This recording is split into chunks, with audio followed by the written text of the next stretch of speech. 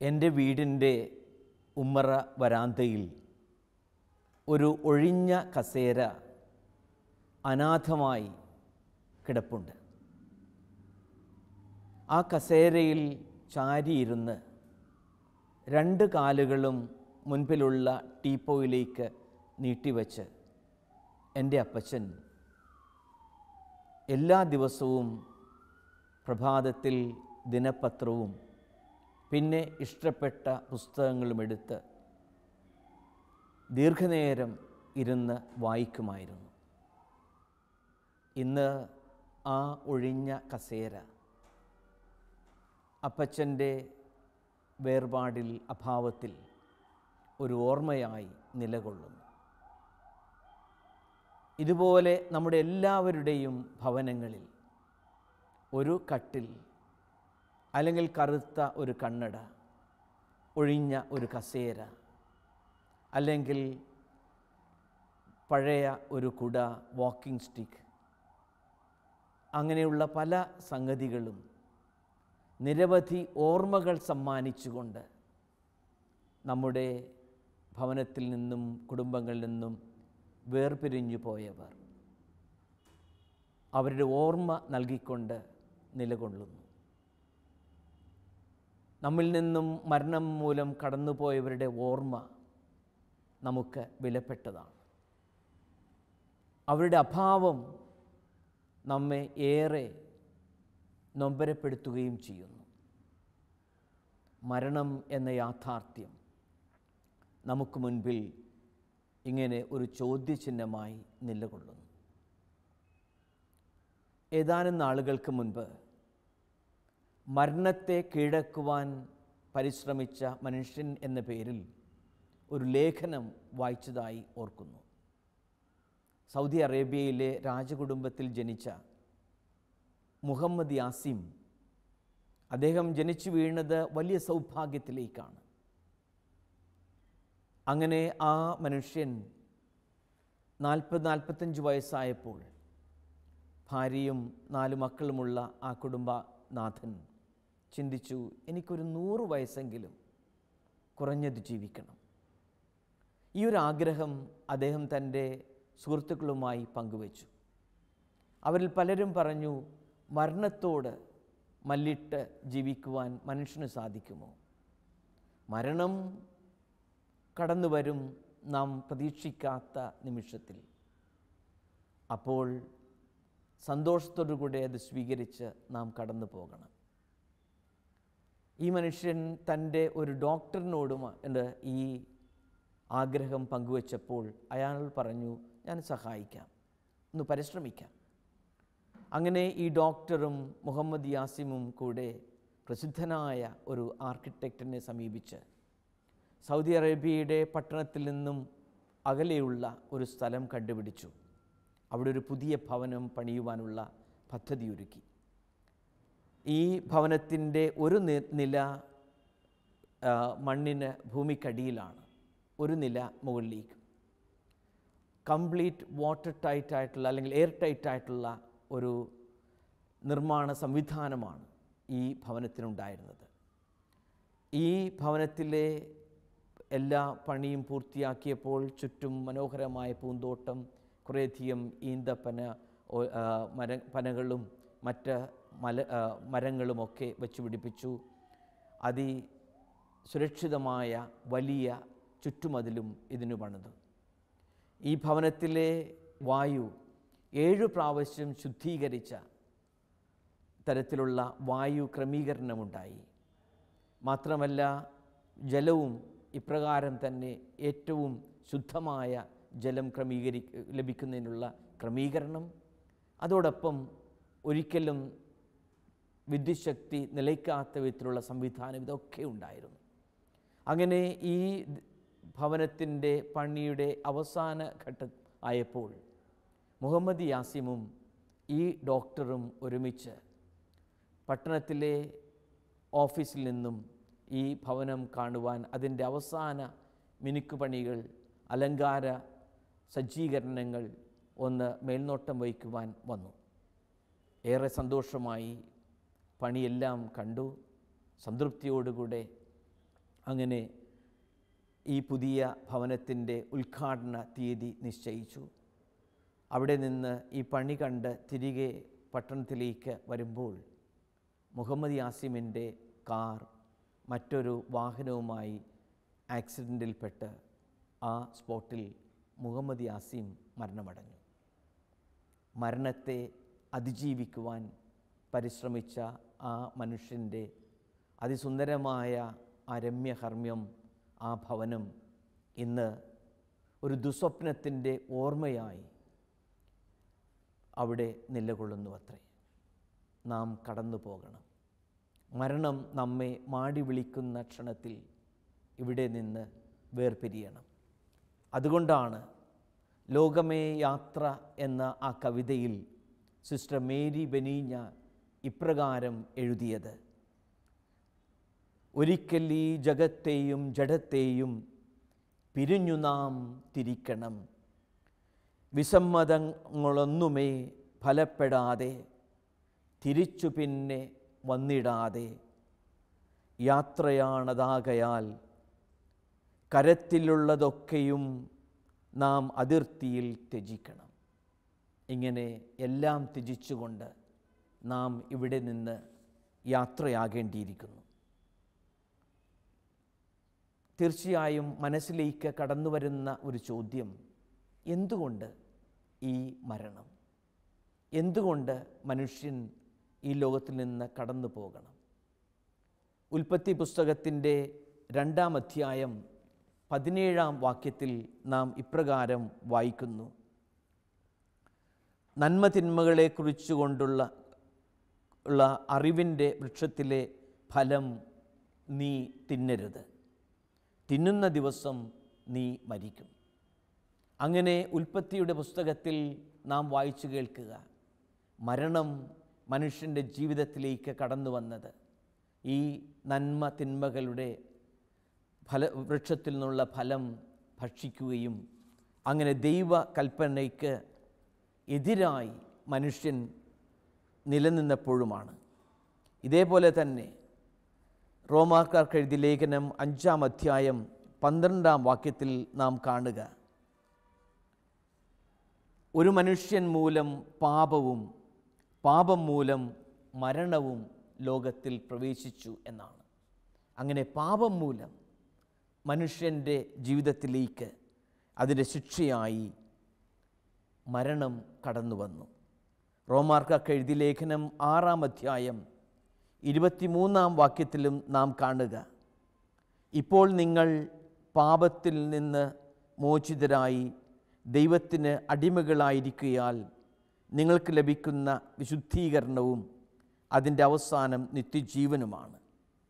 പാപത്തിൻ്റെ വേതനം മരണമാണ്. അങ്ങനെ പാപം മൂലം മനുഷ്യ കുലത്തിലേക്ക് മരണം വന്നു എന്ന് വിശുദ്ധ ഗ്രന്ഥത്തിൻ്റെ പല വാക്യങ്ങളും നമ്മെ ഓർമ്മിപ്പിക്കുന്നു.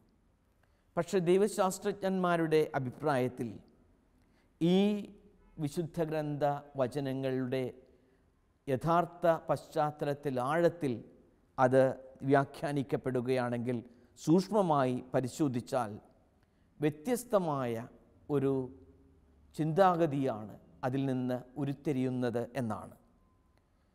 ഫാദർ കുര്യൻ കുന്നുംപുറം പൂന പേപ്പൽ അത്തനേയത്തിൽ ജ്ഞാനദീപ വിദ്യാപീഠത്തിലെ അധ്യാപകനായിരുന്ന ഈശോ സഭാ വൈദികൻ അദ്ദേഹത്തിൻ്റെ ജീവൻ്റെ പൂർണ്ണതയിലേക്ക് എന്ന പുസ്തകത്തിൻ്റെ 157-ാം പേജിൽ പറയുക, പാപത്തിൻ്റെ ഫലമായി ഉണ്ടാകുന്നത് ശാരീരികമായ മരണമല്ല,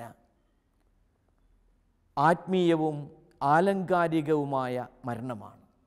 അപ്പോൾ ശാരീരികമായിട്ടുള്ള മരണമല്ല, ആ ദൈവത്തിൻ്റെ കൃപാവരത്തിൽ നിന്നും ആ ചൈതന്യത്തിൽ നിന്നും നാം അകന്നു പോകുമ്പോൾ സംഭവിക്കുന്ന ആത്മീയ മരണമാണ് എന്ന് ഈ വിശുദ്ധ ഗ്രന്ഥ ഭാഗങ്ങളെ വ്യാഖ്യാനിച്ചുകൊണ്ട് ദൈവശാസ്ത്രജ്ഞനായ ഫാദർ കുന്നുംപുറം വ്യാഖ്യാനിക്കുന്നു. മനുഷ്യനിലെ പരിശുദ്ധാരൂപിയുടെ സാന്നിധ്യം മനോഹരമായി വിശദീകരിക്കുന്നതിൻ്റെ മധ്യേ പൗലോസ് തൻ്റെ വായനക്കാർക്ക് മുന്നറിയിപ്പ് നൽകുന്നു. ജഡികരായി ജീവിക്കുന്നെങ്കിൽ നിങ്ങൾ തീർച്ചയായും മരിക്കും. എന്നാൽ ശരീരത്തിൻ്റെ പ്രവണതകളെ ആത്മാവിനാൽ നിഹനിക്കുന്നെങ്കിൽ നിങ്ങൾ ജീവിക്കും. അങ്ങനെ ആ ദൈവത്തിൻ്റെ പദ്ധതിയും പ്ലാനും അനുസരിച്ച് അവിടുത്തെ വിശുദ്ധിയിൽ ജീവിക്കുമ്പോൾ നമുക്ക് ആത്മീകമായി ജീവനുണ്ട്. ആ പാപ അവസ്ഥയിലേക്ക് നാം കടന്നു വീഴുമ്പോൾ നാം ആത്മീയമായി മരണപ്പെടുന്നു. അതുകൊണ്ട് തന്നെയാണ് യോഹന്നാൻ്റെ 1-ാം ലേഖനം 1-ാം അധ്യായം 14-ാം വാക്യം വ്യാഖ്യാനിച്ചുകൊണ്ട് വീണ്ടും ഇദ്ദേഹം വിവരിക്കുക. മരണത്തെപ്പറ്റി വിശുദ്ധ യോഹന്നാനുണ്ടായിരുന്ന സങ്കല്പവും ഏതാണ്ട് ഇതുപോലെ തന്നെയാണ്. സഹോദര സ്നേഹത്തിന് എതിരെയുള്ളതാണ് ആത്മീയ മരണം. സഹോദരരെ സ്നേഹിക്കുന്നത് കൊണ്ട് നമ്മൾ മരണത്തിൽ നിന്ന് ജീവനിലേക്ക് കടന്നിരിക്കുന്നു എന്ന് നാം അറിയുന്നു. സ്നേഹിക്കാത്തവനാകട്ടെ മരണത്തിൽ നിലകൊള്ളുന്നു. അങ്ങനെ ആത്മീയമായ മരണം മനുഷ്യ ജീവിതത്തിലേക്ക് കടന്നു വരിക യേശുവിൻ്റെ പാദാന്തികത്തിൽ നാം അവിടുത്തെ വിശുദ്ധ വചനങ്ങൾ ശ്രവിക്കുകയും ആ പാദങ്ങൾ പിന്തുടർന്നുകൊണ്ട് ശുശ്രൂഷയുടെ സേവനത്തിൻ്റെ ശ്രേഷ്ഠമായ ഒരു ജീവിതം നയിക്കുകയും ചെയ്യുമ്പോഴാണ്. അതുകൊണ്ടാണ് വിശുദ്ധ പൗലോസ് അപ്പോസ്തലൻ ഫിലിപ്പിയർക്ക് എഴുതിയ ലേഖനം 1-ാം അധ്യായം 21-ാം വാക്യത്തിൽ വിവരിക്കുക, എനിക്ക് ജീവിതം ക്രിസ്തുവും മരണം നേട്ടവും എന്ന്. അങ്ങനെ മരണം ഒരു നേട്ടമായി മാറുക, അത് ഒരു അനുഗ്രഹമായി തീരുക. ക്രിസ്തുവിലുള്ള ജീവിതം ആ ശുശ്രൂഷയുടെ, കാരുണ്യത്തിൻ്റെ, സ്നേഹത്തിൻ്റെ, സഹജീവികളോടുള്ള അനുകമ്പയുടെ ഒക്കെ അനുഗ്രഹീതമായ ജീവിതം നയിക്കുമ്പോഴാണ്. ക്രിസ്തുവിൻ്റെ മരണം തന്നെ നിദ്ര എന്ന പുസ്തകത്തിൽ Vinayak Nirmal the eternal journey to the father's lap എന്ന ഈ പുസ്തകത്തിൽ അതിൻ്റെ ആ അധ്യായം തന്നെ കൊടുക്കുക ഏറ്റവും സൗന്ദര്യപൂർണമായ ഒരു മരണം എന്നാണ്. അങ്ങനെ ക്രിസ്തുവിൻ്റെ മരണം ഏറ്റവും സൗന്ദര്യപൂർണമായ മരണമായി തീരുന്നു എന്ന് വിനായക് നിർമ്മൽ പ്രത്യേകമായി പറയുന്നു. യോഹന്നാന്റെ സുവിശേഷം 19-ാം അധ്യായം 30-ാം വാക്യത്തിൽ നാം വായിക്കുക, എല്ലാം പൂർത്തിയായിരിക്കുന്നു, അവൻ തല ചായ്ച്ച് ആത്മാവിനെ സമർപ്പിച്ചു എന്നാണ്. അങ്ങനെ യേശുവിൻ്റെ മരണം ഏറ്റവും സൗന്ദര്യപൂർണമായ മരണമായി തീരുന്നത് ദൈവത്തിൻ്റെ ഹിതം അനുസരിച്ചുള്ള ഒരു ജീവിതം നയിച്ചതുകൊണ്ടും, അങ്ങനെ ആ ദൈവത്തിൻ്റെ ഹിതത്തിനു വേണ്ടി ഹിതമനുസരിച്ച് ഈ ഒരു കടന്നുപോകൽ താൻ സ്വീകരിക്കുമ്പോഴുമാണെന്ന് ഈ ഗ്രന്ഥകർത്താവ് നമ്മെ ഓർപ്പിക്കുകയാണ്. മരണം ദൈവഹിത പൂർത്തീകരണമാണെന്നുള്ള തിരിച്ചറിവ്. കാര്യം ശരി, യേശുവിനും ഈ വേർപാടിൻ്റെ വേദന മറ്റെല്ലാ മനുഷ്യർക്കും ഉള്ളതുപോലെ ഗെത്സേമനിയിൽ മുട്ടുകുത്തി നിന്ന് പ്രാർത്ഥിക്കുക, പിതാവേ കഴിയുമെങ്കിൽ ഈ പാനപാത്രം എന്നിൽ നിന്ന് അകറ്റണമേ എന്ന് തീവ്രവേദനയോടുകൂടെ രക്തം വിയർത്തുകൊണ്ട് അപേക്ഷിക്കുന്നെങ്കിലും കാൽവരിയിലെ കുരിശിൽ പിടഞ്ഞു മരിക്കുന്നതിന് മുമ്പ് പറയുക, പിതാവേ അങ്ങയുടെ ഹിതം. അതാണ് തൻ്റെയും ജീവിതത്തിൻ്റെ ഏറ്റവും വലിയ കാര്യമായി യേശു തിരിച്ചറിയുന്നതും ആ പിതാവിൻ്റെ ഹിതത്തിനുള്ള പൂർത്തീകരണമാണ് തൻ്റെ ഈ മരണമെന്നുള്ള തിരിച്ചറിവ്. ആ ജീവിതം പോലെ തന്നെ മരണവും ഏറ്റവും അനുഗ്രഹീതമായ ഒന്നായി, ഏറ്റവും സൗന്ദര്യപൂർണമായ ഒന്നായി തീരുന്നു. രണ്ടാമതായി ഒരു ഓർമ്മയ്ക്കായുള്ള മരണമായിരുന്നു ക്രിസ്തുവിൻ്റെതെന്ന് ഈ ഗ്രന്ഥകർത്താവ് ഓർമ്മിപ്പിക്കുകയാണ്. പ്രത്യേകിച്ച് ക്രിസ്തുവിൻ്റെ മരണത്തിൻ്റെ തലേനാൾ ശിഷ്യന്മാരോടൊപ്പം അന്ത്യ അത്താഴം കഴിക്കവേ കൈകളിൽ അപ്പമെടുത്ത് വാഴ്ത്തി വിഭജിച്ച് പറയുക, ഇതെൻ്റെ ശരീരമാകുന്നു, നിങ്ങൾക്ക് വേണ്ടി വിഭജിക്കപ്പെട്ടിരിക്കുന്ന എൻ്റെ ശരീരം. അങ്ങനെ തൻ്റെ ശരീരം ഒരു ഓർമ്മയായി കൊടുത്തുകൊണ്ട്, നിങ്ങൾ ഇതെൻ്റെ ഓർമ്മയ്ക്കായി ചെയ്യുവനെന്ന് പറഞ്ഞുകൊണ്ട് തന്നെ തന്നെ സമർപ്പിക്കുമ്പോൾ ഈ ഒരു ഓർമ്മയ്ക്കായുള്ള മരണം ഏറ്റവും സൗന്ദര്യപൂർണമായ ഒരു മരണമായി തീരുന്നു. നമ്മുടെയും ജീവിതം മറ്റുള്ളവർക്ക് ഓർമ്മയായി, ഓർക്കുമ്പോൾ മാധുര്യമുള്ളതായി മാറുമ്പോൾ നമ്മുടെ മരണവും പൗലോസ് അപ്പോസ്തലൻ പറയുന്നത് പോലെ എനിക്ക് മരണം ഒരു നേട്ടമായി പരിണമിക്കുവാൻ തുടങ്ങുന്നു. ഇങ്ങനെ മറ്റുള്ളവർക്ക് ഓർമ്മയ്ക്കായി അടയാളങ്ങളും അനുഗ്രഹവും നൽകുന്ന ഒരു ജീവിതമായി ഈ ജീവിതം നാം തിരിച്ചുവിടുമ്പോൾ ക്രിസ്തുവിൻ്റെ ജീവിതം പോലെ തന്നെ നമ്മുടെയും ജീവിതം ഒരു സൗന്ദര്യത്തിൻ്റെ അനുഭവമായി മറ്റുള്ളവർക്ക് ഓർക്കുമ്പോൾ ആശ്വാസം തോന്നുന്ന ഒന്നായി തീരുന്നു. മൂന്നാമതായി പിതാവിൻ്റെ സന്നിധിയിലേക്കുള്ള ഒരു യാത്രയാണ് മരണം. ലൂക്കായുടെ സുവിശേഷം 22-ാം അധ്യായം 46-ാം വാക്യത്തിൽ നാം വായിക്കുക, പിതാവേ, അങ്ങയുടെ കരങ്ങളിൽ എൻ്റെ ആത്മാവിനെ ഞാൻ സമർപ്പിക്കുന്നു. ഇത് പറഞ്ഞാണ് ക്രിസ്തു തൻ്റെ ജീവിതം കാൽവരി മലയിലെ കുരിശിൽ ഒരു ത്യാഗബലിയായി സമർപ്പിക്കുക. അങ്ങനെ പിതാവിൻ്റെ സന്നിധിയിലേക്കുള്ള കടന്നു പോകലാണ് ക്രിസ്തുവിന് മരണം. അത് ക്രിസ്തുവിൻ്റെ ജീവിതം വ്യത്യസ്തമാക്കുന്നു, കൂടുതൽ ശ്രേഷ്ഠമാക്കുന്നു. നമ്മുടെയും ജീവിതം പിതാവിൻ്റെ കരങ്ങളിൽ ആണെങ്കിൽ, ആ പിതാവിൻ്റെ സ്നേഹവലയത്തിൽ നാമും നമ്മുടെ ജീവിതം തുടങ്ങുമ്പോൾ നമ്മുടെ ജീവിതം കൂടുതൽ അനുഗ്രഹപ്രദമായി മാറുന്നു. നാം ചോദിക്കേണ്ട ചോദ്യം ഇതാണ്: പിതാവിൻ്റെ കരങ്ങളിൽ സമർപ്പിക്കുവാൻ പറ്റുന്ന ഏറ്റവും ശ്രേഷ്ഠമായ ഒരു സമ്മാനമായിട്ടാണോ എൻ്റെ ജീവിതം നയിക്കുന്നത് എന്നാണ്. അങ്ങനെയുള്ള ഒരു ജീവിതം, ശ്രേഷ്ഠമായ ഒരു ജീവിതം നാം ഈ ഭൂമിയിൽ ജീവിക്കുമ്പോൾ മരണം ഒരു നേട്ടമായി, മരണം ഒരു സൗന്ദര്യത്തിൻ്റെ പൂർത്തീകരണമായി നമുക്ക് കാണുവാനാകും. എത്രയോ പേർ ചരിത്രത്തിൽ ഇപ്രകാരം തങ്ങളുടെ ജീവിതം ത്തിൻ്റെ ആ അവസാന നിമിഷങ്ങൾ ആനന്ദത്തിൻ്റെ, ആത്മനിർവൃതിയുടെ അനുഭവമാക്കി തീർത്തിരിക്കുന്നു. വിശുദ്ധ ഫ്രാൻസിസ് അസീസിയുടെ ആ ട്രാൻസിത്തൂസ്, ഈ കടന്നുപോകൽ, ഈ ഭൂമിയിൽ നിന്നുള്ള ജീവിതത്തിൽ നിന്നും സ്വർഗത്തിലേക്കുള്ള, മരണത്തിലേക്കുള്ള ആ കടന്നുപോകൽ ഒരു ആഘോഷമായിട്ടാണ് അദ്ദേഹം എടുത്തിരുന്നത് എന്ന് നാം വായിക്കുന്നുണ്ട്. അദ്ദേഹം മരണത്തെ വിളിക്കുക സഹോദരി എന്നാണ്. ആ സഹോദരിയെ ഇങ്ങനെ ആശ്ലേഷിക്കുവാൻ വെമ്പൽ കൊള്ളുന്ന ഒരു ഹൃദയം അദ്ദേഹത്തിനുണ്ടായിരുന്നു. അദ്ദേഹത്തിൻ്റെ അന്തിമ അഭിലാഷം വിവസ്ത്രനായി ഇങ്ങനെ നിലത്ത് കിടത്തുക, എന്നിട്ട് തൻ്റെ ഈ കടന്നു പോകലിൻ്റെ ആ നിമിഷങ്ങളിലെ അവസരങ്ങളിൽ യോഹന്നാൻ്റെ സുവിശേഷത്തിൽ നിന്നും യേശുവിൻ്റെ ആ പീഡാനുഭവത്തിൻ്റെയും മരണത്തിൻ്റെയും ഭാഗം വായിച്ചു കേൾപ്പിക്കുക. തുടർന്ന് സങ്കീർത്തനം തനിക്ക് വേണ്ടി 114-ാം സങ്കീർത്തനം തനിക്ക് വേണ്ടി ഉയർന്ന സ്വരത്തിൽ ചൊല്ലുക, അല്ലെങ്കിൽ ആലപിക്കുക. അങ്ങനെ തൻ്റെ ഈ ജീവിതം, 40 വർഷത്തെ ഈ ലോകത്തിലുള്ള ജീവിതം 1226 ഒക്ടോബർ മാസം 3-ാം തീയതി വൈകുന്നേരം ഇവിടെ നിന്ന് കടന്നു പോകുമ്പോൾ അതൊരാഘോഷമായി, ആനന്ദത്തിൻ്റെ അനുഭവമായി തീർക്കുന്നു വിശുദ്ധ ഫ്രാൻസിസ് അസീസി. ഒരു ദുഃഖവുമില്ല, ഒരു അസ്വസ്ഥതയുമില്ല.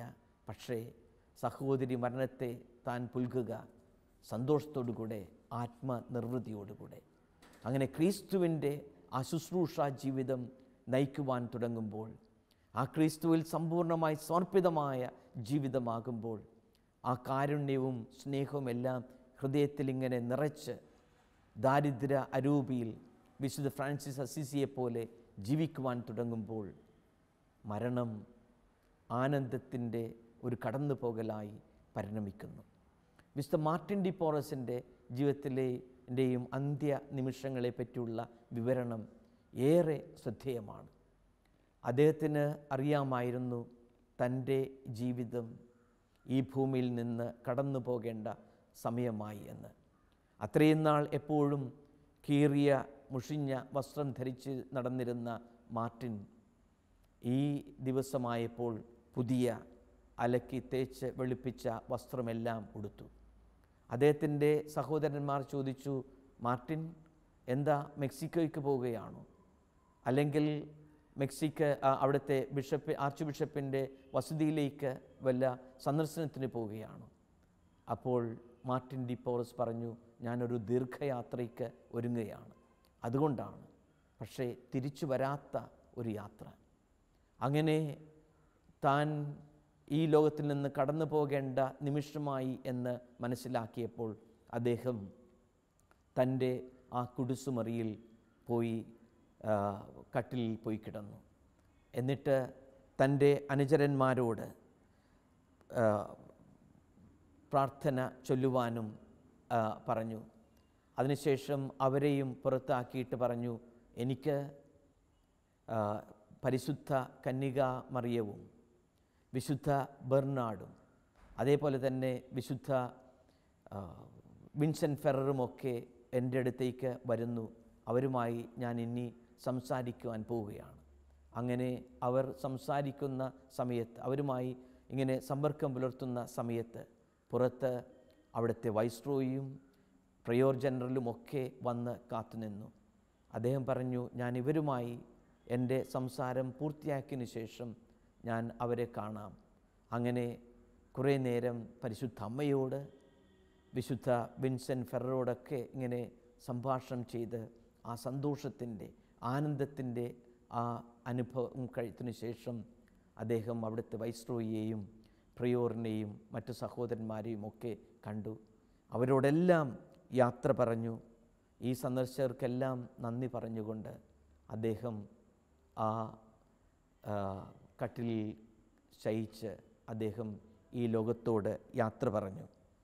അങ്ങനെ അദ്ദേഹത്തിൻ്റെ ഈ യാത്ര ഒരു സന്തോഷത്തിൻ്റെ ആനന്ദത്തിൻ്റെ യാത്രയായി അദ്ദേഹത്തിനും മറ്റുള്ളവർക്കും അനുഭവവേദ്യമായി.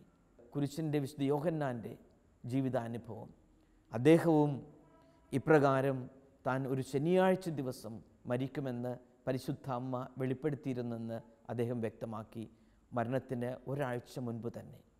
അങ്ങനെ ആ അനുഗ്രഹിക്കപ്പെട്ട അമ്മ തൻ്റെ പ്രിയപ്പെട്ട ദിനത്തിൽ തന്നെ വിളിക്കുവാൻ വരും എന്ന് മറ്റുള്ളവരോട് പറഞ്ഞു. അവസാനമായി വിശുദ്ധ കുർബാന അദ്ദേഹം സ്വീകരിച്ചു. അങ്ങനെ കുർബാന സ്വീകരിച്ച സമയത്ത് പങ്കുവച്ചു, കർത്താവേ, എൻ്റെ ശാരീരികമായ നയനങ്ങൾ കൊണ്ട് ഞാൻ അവസാനമായി അങ്ങയെ കാണുന്നു, ഇനി എൻ്റെ ആന്തരിക നേത്രങ്ങൾ അങ്ങയെ ദർശിക്കും. അപ്രകാരം പറഞ്ഞ് തൻ്റെ കുരിശ് നെഞ്ചോട് ചേർത്ത് ഇങ്ങനെ ആശ്ലേഷിച്ചുകൊണ്ട് മറ്റുള്ളവരോടെല്ലാം യാത്ര പറഞ്ഞ് അദ്ദേഹം മരണത്തെ പുൽകി. അദ്ദേഹം മരിക്കുന്ന ആ നിമിഷങ്ങളിൽ താൻ താമസിച്ചിരുന്ന ആ മുറിയിൽ റോസാപ്പൂക്കളുടെയും ലില്ലിപ്പൂക്കളുടെയും ഒക്കെ പരിമളം പരന്നു. അങ്ങനെ മറ്റുള്ളവർക്ക് പരിമളം പരത്തിക്കൊണ്ട് യാത്രയാകുക, മറ്റുള്ളവർക്ക് സുഗന്ധമായി, മറ്റുള്ളവർക്ക് അനുഗ്രഹമായി ജീവിക്കുന്നവർക്ക് ഉള്ള ഏറ്റവും വലിയ കൃപയാണത്. നമ്മുടെ ഈ ജീവിതം, പ്രിയമുള്ളവരെ, ഈ ലോകത്തു നിന്ന് കടന്നു പോകേണ്ടതാണ്. പക്ഷേ നമ്മുടെ ജീവിതം ക്രിസ്തുവാകുമ്പോൾ മരണം ഒരു നേട്ടമായി തീരുന്നു. ഒരു നിമിഷം നമുക്ക് പ്രാർത്ഥിക്കാം. സ്നേഹപിതാവായ ദൈവമേ, ഞങ്ങൾക്ക് ദാനമായി അങ്ങ് നൽകിയ ഈ ജീവിതം എത്രയോ വിലപ്പെട്ടതാണ്. ഞങ്ങളെന്നും അങ്ങയുടെ സ്നേഹവലയത്തിലാണ്. അങ്ങയുടെ പരിപാലനയുടെ കരങ്ങൾ ഞങ്ങളെ ജീവിതത്തിൻ്റെ ഓരോ നിമിഷവും താങ്ങി നടത്തുന്നു. ഈ ജീവിതത്തിൽ നിന്ന് കടന്നു പോകുമ്പോഴും അങ്ങയുടെ ഹിതമനുസരിച്ച് കടന്നു പോകുവാൻ അനുഗ്രഹിക്കണമേ. മറ്റുള്ളവർക്ക് നന്മ മാത്രം കൊടുത്തുകൊണ്ട് ജീവിക്കുവാൻ വരമേകണമേ. മറ്റുള്ളവർക്ക് ഓർമ്മയുടെ അടയാളങ്ങൾ പകർന്നു കൊടുത്തു പോകുവാൻ ഞങ്ങൾക്ക് വരമേകണമേ. അതോടൊപ്പം തന്നെ ഞങ്ങളുടെ ഈ ലോകത്തിലുള്ള ജീവിത യാത്ര കടന്നു പോകുന്നത് അങ്ങയുടെ മടിത്തട്ടിലേക്കാണ്, അങ്ങയുടെ പരിപാലനയുടെ സന്നിധിയിലേക്കാണ്. മാലാഖമാരോടൊപ്പം അങ്ങയെ നിത്യം സ്തുതിക്കുവാൻ വേണ്ടിയുള്ള ആ അനുഭവത്തിലേക്കാണ് എന്ന് മനസ്സിലാക്കി സന്തോഷത്തോടുകൂടി ജീവിക്കുവാൻ ഞങ്ങൾക്ക് വരമേകണമേ. ഞങ്ങളുടെ ജീവിതത്തിലെ ഓരോ നിമിഷവും അങ്ങ് ഞങ്ങളെ താങ്ങി നടത്തണമേ. അങ്ങയുടെ കൃപകളിൽ നിലനിർത്തണമേ. പ്രിയമുള്ളവരെ, ജീവിതം നമുക്ക് ക്രിസ്തുവാണെങ്കിൽ മരണം നേട്ടമായി മാറും. ഈ ജീവിതം നമുക്ക് വിജയിപ്പിക്കുവാനുള്ളതാണ്. സ്വർഗസന്നിധിയിലേക്ക് സന്തോഷത്തോടുകൂടെ ആത്മനിർവൃതിയോടുകൂടെ കടന്നു പോകുവാനുള്ളതാണ്. ദൈവം നമ്മെ ഈ ജീവിതത്തിലെ ഓരോ നിമിഷവും അവിടുത്തെ കൃപാവരത്തിൽ കാത്തു സൂക്ഷിക്കട്ടെ, അനുഗ്രഹിക്കട്ടെ.